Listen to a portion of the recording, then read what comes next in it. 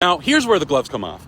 Because what's not being said on this platform is that nihilism is meant to be a philosophical prompt to work through. While I agree that this could be a psychological state worth validating that a person is struggling with, I do not agree with the sentiment that this is supposed to be a commanding worldview that every clinician needs to honor. And if they don't, they get dropped. Depressive realism in of itself could have a stronger case of being a cognitive distortion than being a legitimate philosophical stance. However, depressive realism is not a philosophical framework, nor is it a distortion.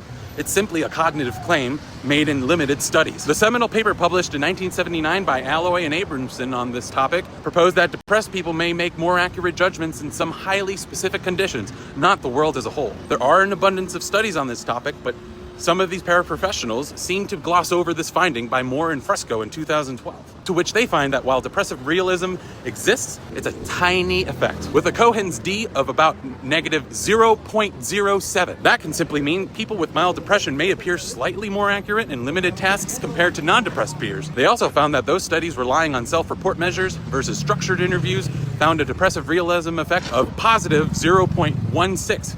suggesting questionable validity. So at this point, to me, depressive realism is simply an ideology more than a worldview. See, depressive realism is about specific judgments in limited lab contexts, not existential insight. People with depression might make some realistic judgments, but it doesn't generalize to meaning itself. Let's go further. Nihilism and depressive realism are unstable truths. You see, if a depressive realist says everything is meaningless, they're still making meaningful statements about reality. They're assigning a significance to the very idea of meaninglessness. And who are we to say that life is meaningless when our claims of meaningless in of itself is a form of meaning?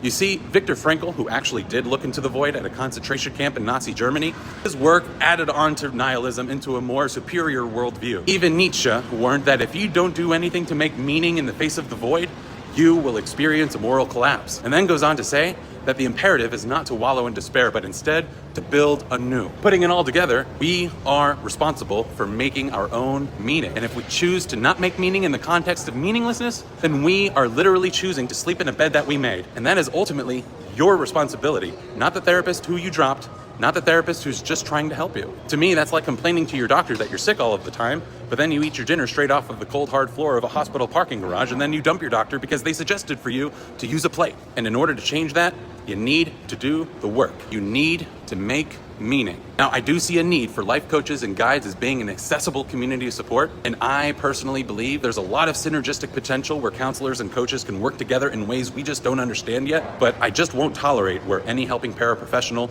uses their privilege they've worked for to perpetuate harmful ideas that disenfranchise a whole profession, putting our clients at risk for their own selfish means. So please, reconsider the ideas of paraprofessionals you choose to follow in your lifetime,